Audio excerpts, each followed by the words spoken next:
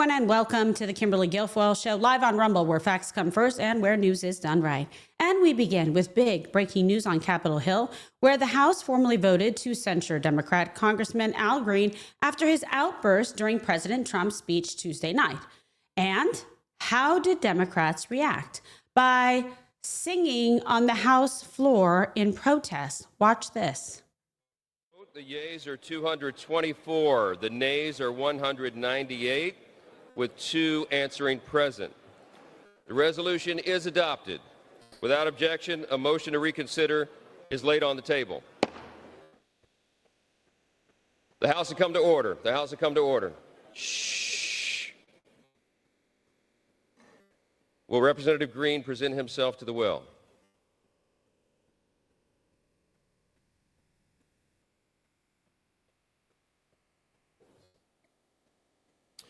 By its adoption of House Resolution 189, the House has resolved that Representative Al Green be censured, that Representative Al Green forthwith present himself in the well of the House of Representatives for the pronouncement of censure, and that Representative Al Green be censured with public reading of this resolution by the Speaker.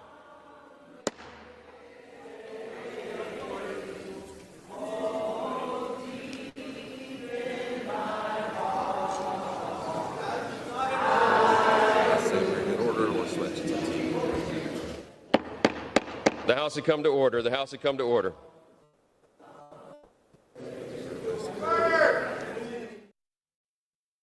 Well, Democrats still have not learned one lesson from their massive losses in November and keep doubling down on delusional and bizarre, like that, stunts. And here's a video House Democrats released today depicting themselves as Power Rangers. You can't make this up. We thought it was a joke, but unfortunately, it's all too real. Take a look.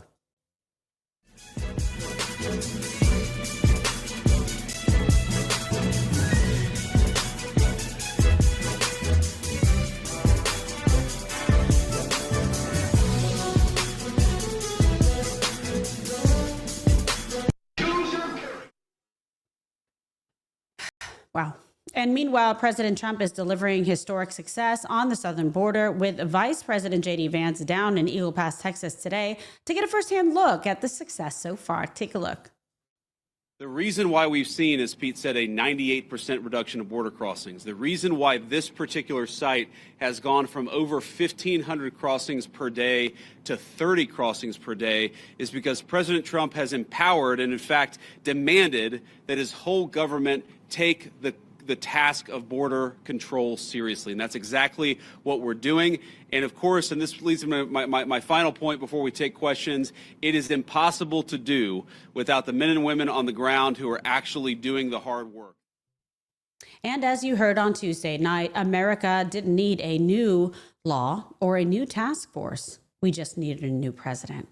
And joining me now, investigative columnist at the Daily Signal and WIBC radio host in Indianapolis, Tony Kinnett. Thank you so much for being on the program.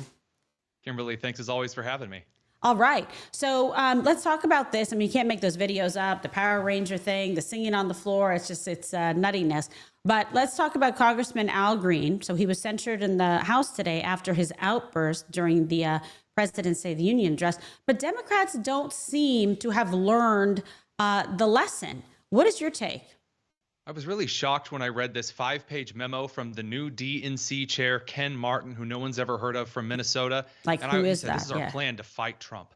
And I read the whole 5 pages, and there was nothing in there at all other than, we're going to sing. And I thought maybe he was just being metaphorical. He has to be, right? Right. No, really, their plan is to sing. That is the Democratic Party. They're going to sing their way through being censured, sing their way through acting like children in the House and the Senate, and they're going to sing their way to losing the midterms at this point.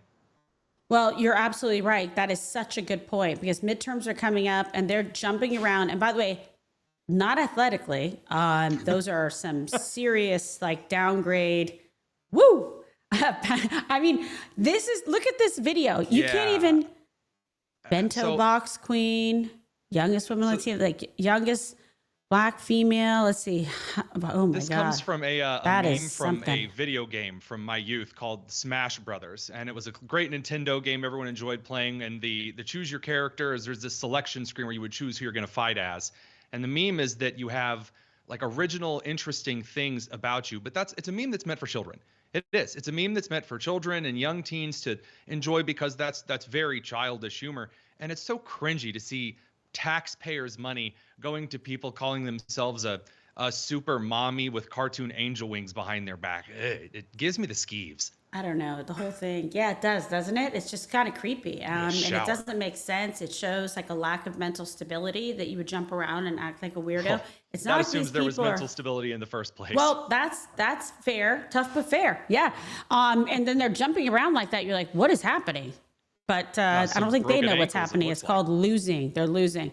I guess the obvious question is, what is, driving this sort of branding effort for the Democrats? It doesn't seem to be working. I know you said, they've got a new person in charge, but I'm trying to understand it because I like to think that most things in life make sense, like where it's coming from. So there's an idea on the left that everything is about appearance and everything is about communication.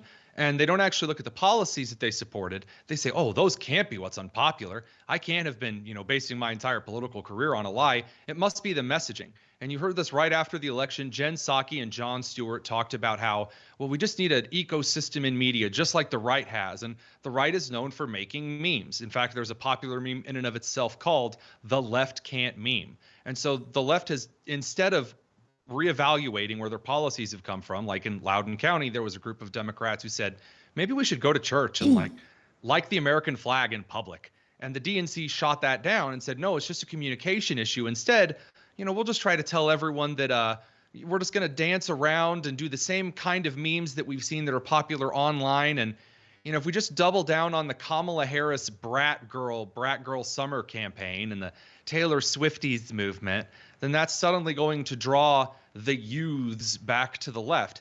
And they have no clue that all they're doing by, as you put it, doubling down on policies is just showcasing how inept they were to begin with in government. Yeah, I know you're spot on about that. And shifting gears to Doge, okay, which is like they're freaking out about this. They've saved over, because the grift is up, $100 billion, including terminating the lease for the Obama Library. I'm trying to say this with a straight face. How do you think, how do you think these cuts can translate, into tangible benefits to hardworking middle-class Americans? Well, I think the first and most tangible benefit of these cuts is revealing who funded them in the first place. Mm-hmm. So there's this idea in American society that since the Cold War, we haven't really cared about politics. We just trusted someone else to do it for us, and we lived off the fat of the land. And that's not what this country was built to do. Every individual here should be a citizen, and those citizens should be responsibly paying attention to their government and be participating in it actively. Well, now you're starting to see this. The country is becoming active again as Doge is revealing how bad the waste, fraud, and abuse was. A lot of people are looking at Congress and saying, wait a minute, you mean this is more important than the presidential election? Yeah, absolutely. And that's the biggest impact. Of course, the spending ramifications are going to have an effort on the Americans' kitchen table issues. But who's in Congress on the daily voting for these things? That's a far greater issue that is going to have longer lasting implications. Well, you also have a new column out. UC Berkeley faces scrutiny over failure to report anti-Jewish hate crimes. What can you tell us? So there's this law called the Clery Act, and it was founded after a girl was sent to Lehigh University. She was brutally murdered on the campus, and the parents were shocked because the university had not reported any of the crimes on its campus. It played them down, so the parents thought they were sending their daughter to this lovely school. Turned out that wasn't the case. So in the 90s, the Congress passed the Clery Act that says you have to report any crime on your campus exactly as it was. It's a transparency issue, or you can kiss federal funding goodbye. So Northwestern University in Chicago, Berkeley in UC has made the decision throughout the pro-Hamas encampments and the graffiti and the assaults and the batteries and all of the other shenanigans on that campus to take crime reports and then omit the fact that Jewish students were targeted, which, again, under title regulations, you have to list that it was a racially motivated crime or an ethnically or religiously motivated crime. So by Berkeley omitting any of the Jewish anti-Semitic crime going on campus, they lied in how they, sent forward this stuff about the crimes on campus. And this is something the Trump administration is very unhappy with. And he's issued executive orders holding universities accountable. They can't just weigh everything in the legal side for the left to pretend that their campuses are some bastions of just amazing utopia any longer. Well, what do we know then, sort of about these investigations, how they're going to go if the education department does get, abolished or slimmed down? It seems like this could be transferred over to the Civil Rights Division of the DOJ. What do you think? So I think that that's actually where it's going anyway. So we saw the House committee bring in the Northwestern, the Columbia faculty in over questions. The Clary Act, my first column on this was cited, showing that our Congress is actually listening to some of these issues, which is always a shock for me. But we're looking at a possible punitive action.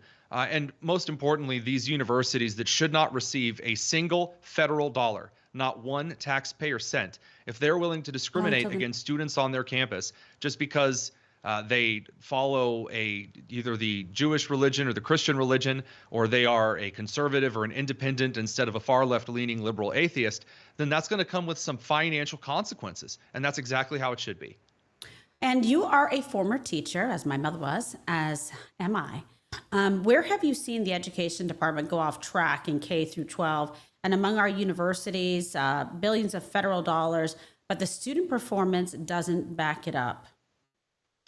So there's a million places we could talk about where the education departments in this country went off the beaten path.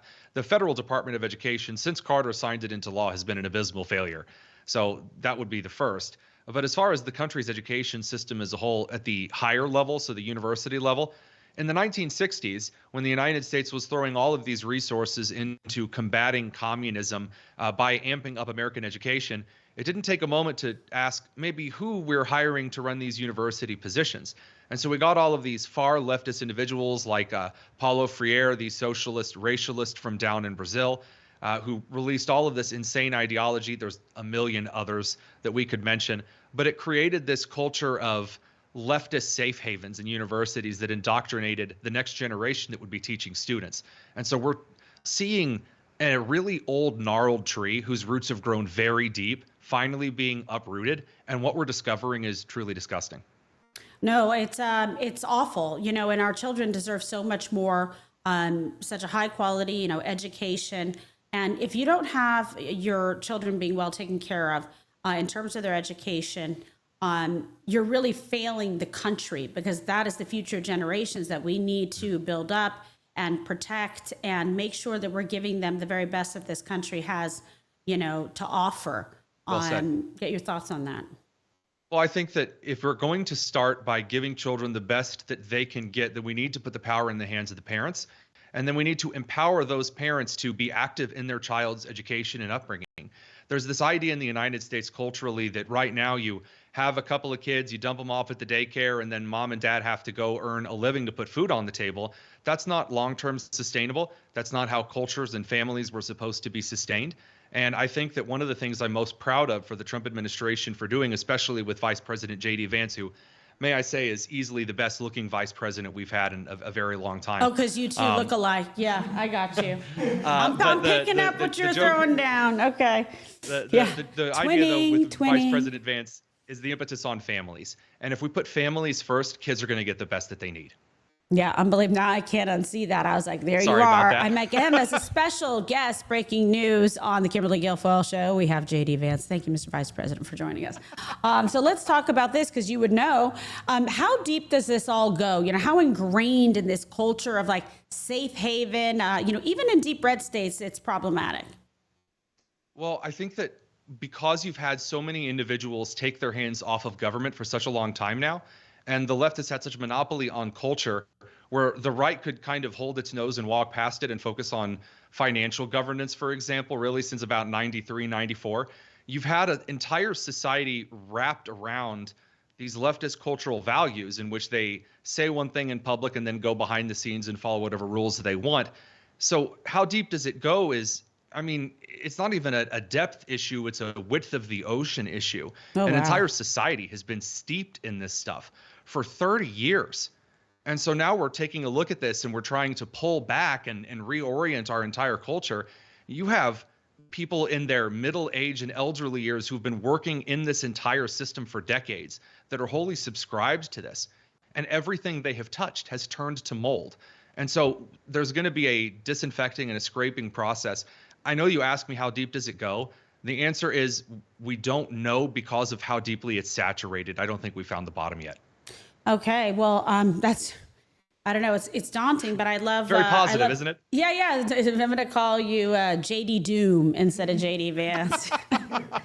JD Doom, boy. back by popular demand for another feel-good moment on the Kimberly Guilfoyle Show. Look at, he loves it. Yeah, it's interesting. It's compelling. We've got to stay on top of this. We want to follow up on it.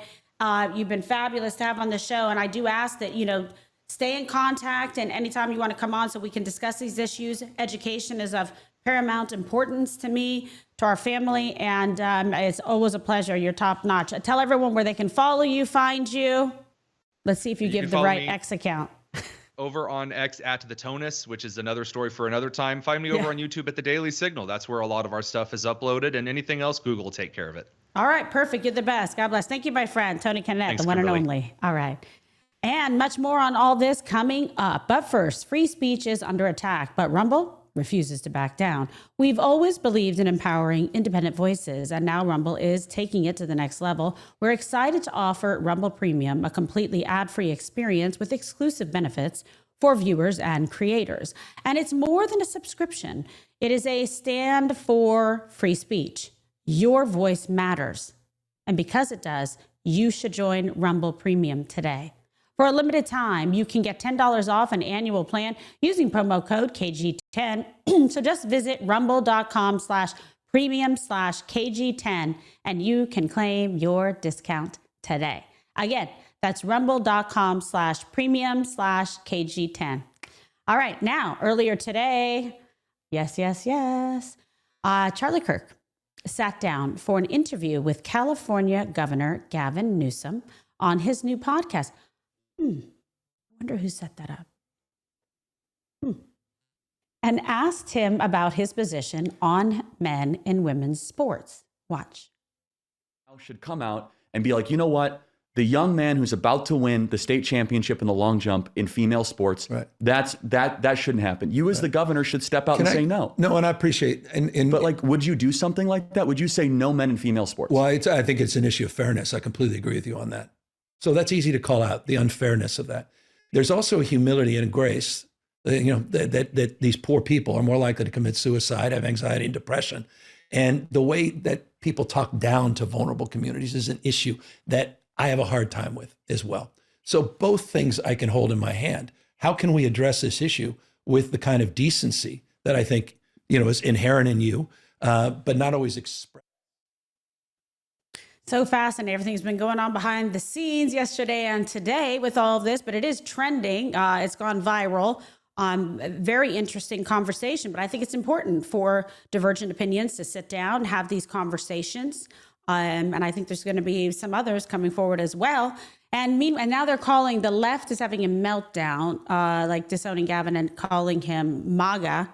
So it's insane. Anyway, meanwhile, new polling shows Americans overwhelmingly support President Trump's position on the issue, as well as a majority support for DOGE, action to cut government waste, securing the border, and parental rights in school, which is of utmost importance. Here is our fabulous press secretary, Caroline Levitt, from the podium, laying it all out. President Trump asked in his speech last night, how could anyone possibly be opposed to any of this action that he is taking? Well, apparently, the modern-day Democrat Party could. The behavior of Democrats last night was completely disgraceful and demonstrated how severely out of touch they are with the American public. It was the most shameful moment in the history of presidential addresses in that beautiful chamber. In what was supposed to be a unifying moment for our country, Democrat members of Congress instead screamed at the President of the United States, who was just overwhelmingly reelected by their constituents, walked out of the chamber, and worst of all, they disrespected the American people. Democrats didn't stand to keep men out of women's sports. They couldn't even clap for a girl who got her head smashed in by a man on a volleyball court. Democrats didn't stand for an innocent and beautiful child who is surviving brain cancer. They opposed eliminating taxes on tips and Social Security. They didn't stand in favor of cutting taxes for hardworking Americans. They couldn't even clap for two mothers whose daughters were killed by illegal aliens. One of the only things that could get Democrats off their feet last night was cheering for Ukraine, not for America. Last night was a very clarifying moment for our country. The Democrats exposed themselves as the party of insanity and hate, the party that wants to put America last. They've allowed their Trump derangement syndrome to stop them from celebrating America and our people, and we will not allow them to forget that. And joining me now, Tarrant County, Texas GOP Chairman, backed by popular demand, Beau French. Beau, thanks for coming back on the program. Thanks, Kimberly. Nice to see you. How are you? Very good, thank you. Very good, thank you. So I want to get your reaction to the address to Congress and, the contrast between Republicans and Democrats, which I think was quite interesting, the juxtaposition. I mean, it was really stunning. First of all, let's just talk about the address itself. I mean, this is exactly what I voted for. President Trump came in like the, strong leader that he is, the successful businessman that he is. He has already, passed record policies within DC, totally changing the trajectory of what's happening in Washington, DC. I mean, bringing in Doge, finding waste, fraud, and abuse, signing all these executive orders, strengthening our borders. I mean, let's talk about illegal immigration coming down, almost to like 95%, record lows since we've been recording. Just so many things that you could point to that were so great.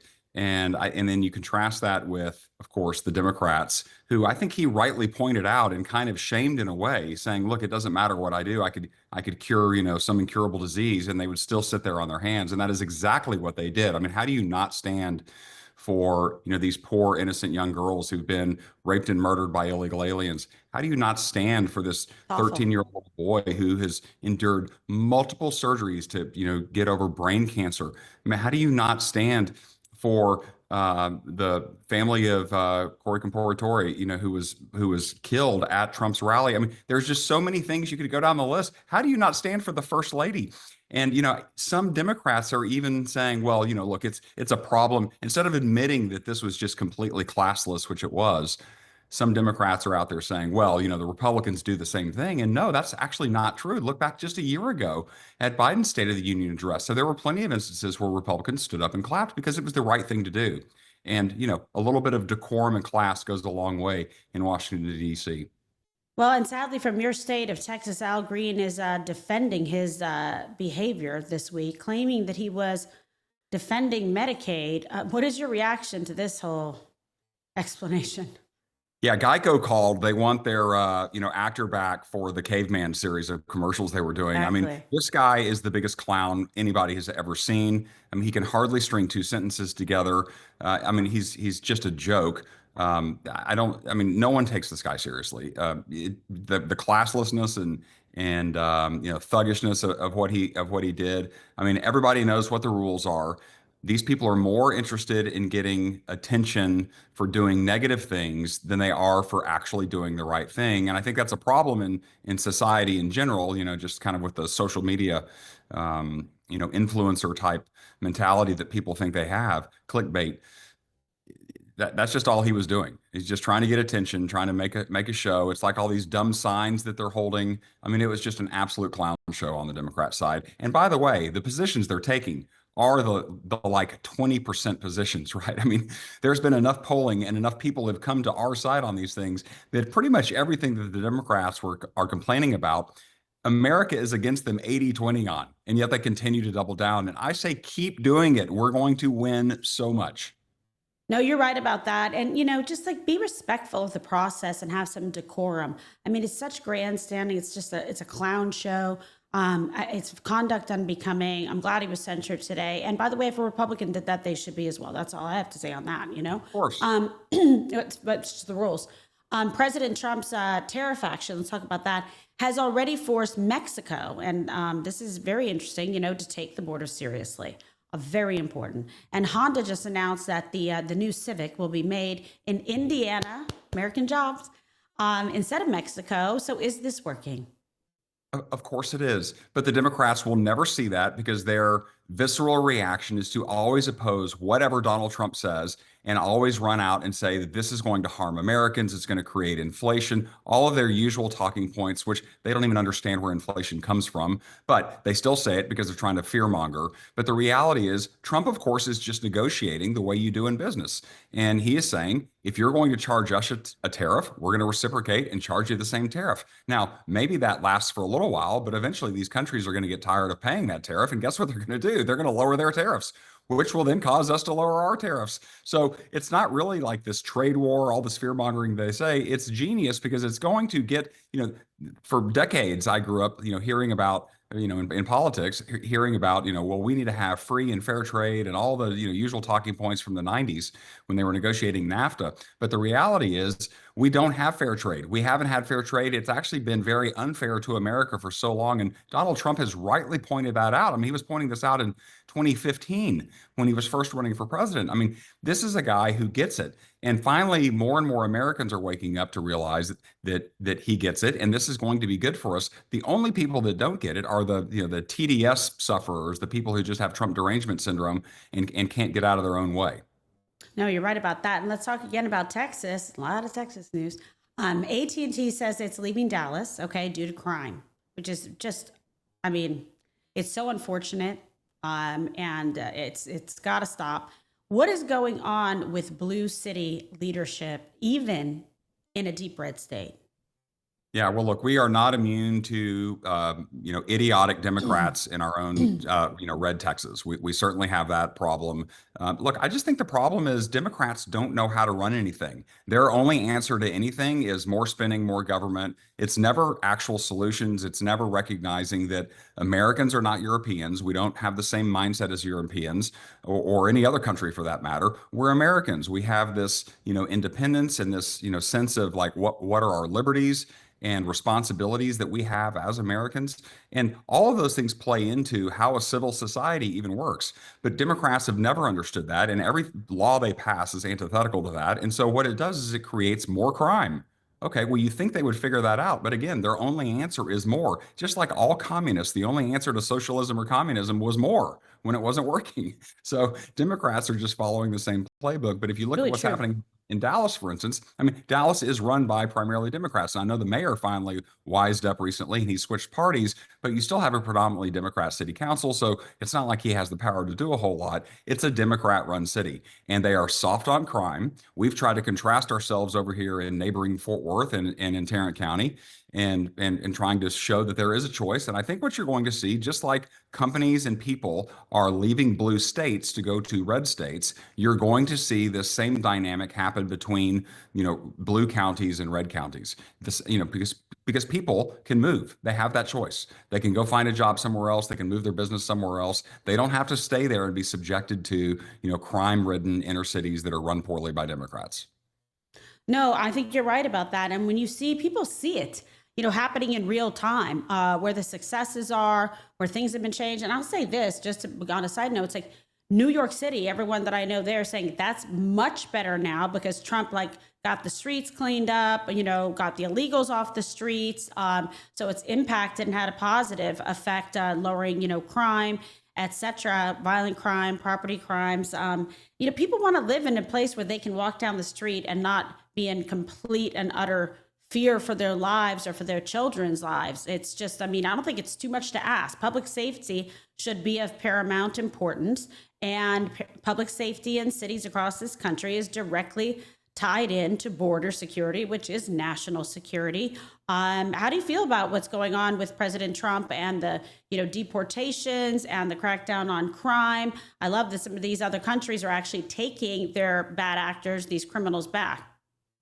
Right. Listen, I think that, law and order and crime are all connected to the border, of course, but it's also connected to just poor policies from Democrats. And those two things are also interconnected, right? So you have this dynamic where not only are states and cities who are easy on illegal immigrants and not wanting to cooperate, for instance, and trying to be sanctuary cities. I mean, that was a clown show yesterday with interviewing, up on the hearing on Capitol Hill with these big city mayors.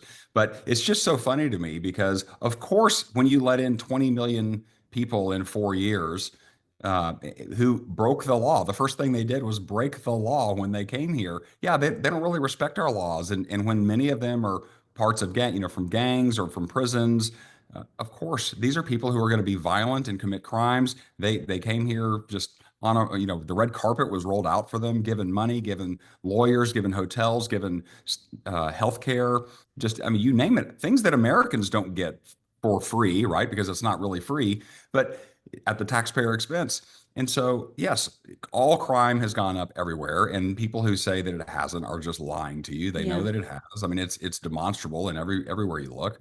And so President Trump has come in and on day one reversed the policies of the destructive policies of the Biden administration, and illegal alien crossings have gone down dramatically. He's already started deportations. Now, a lot of people on my side are like, well, there's not enough deportations. But what people are forgetting is we're not going to just round everybody up and ship them out of the country. A lot of people are going to leave if we do a couple of things, and that is cut off all the money going to them, right? People will self-deport. Now, not everybody, of course. We are going to have to round up some people, but it also takes time to ramp up the infrastructure and the pipeline to get those people out of the country. So I would expect over the course of the next 6 or 9 months, you will see, going from, whatever the number is, 1,000 or 2,000 a day, that's going to go up to 10 or 20,000 a day at some point in time. So, obviously we have to work with countries to get people back, but it's a huge logistical effort, and it costs a lot of money. And of course, that's what the Democrats want to criticize. They're like, well, that's going to cost a lot of money. It's like, no, but we're going to save all the money that we were paying for them to be here illegally, which is in Texas alone, for instance, we spend $10 billion a year educating illegal aliens. I mean, that's $10 billion. That is unbelievable. $10 billion just in Texas? Yes. Yeah, it's crazy. It's crazy. I mean, again, because even in Texas, we have. Can you believe that, Drew? It's unbelievable. Even though it's a red state, we have Republicans who have been soft on these issues, and I think look, Donald Trump single-handedly changed the Republican Party. A lot of people claimed that Reagan was the greatest ever and the great communicator, and there were a lot of things that I loved about Ronald Reagan, and I've always said I was kind of a Reagan Republican. But then Donald Trump came along. And Donald Trump geniusly recognized that the battles of today are different than the battles of the 80s. And so, the Democrats fight differently. The whole landscape has changed. And so Donald Trump has figured out a way to defeat these leftists. And I think every Republican and everybody who wants to defeat these totally radical, insane ideologies need to look at the Republican Party as the one place where we can come together and we can defeat this insidious leftism that's overtaken our country. It's such a good word, insidious, because that's how it is. But I'm very encouraged that I feel like it's really happening at a pretty, quick pace, because, time is of the essence. And I know how much you love, the great state of Texas, and want to see people do well, want to see the state, thrive. And it's just, to me, it's such a disgrace that Dallas is having these challenges. That was always the place where everyone, wanted to go, and great place to live with so many different communities. I mean, you have the cheerleaders, Dallas cheerleaders. But everyone always admired Texas, looked up to it. It's bigger, better in Texas.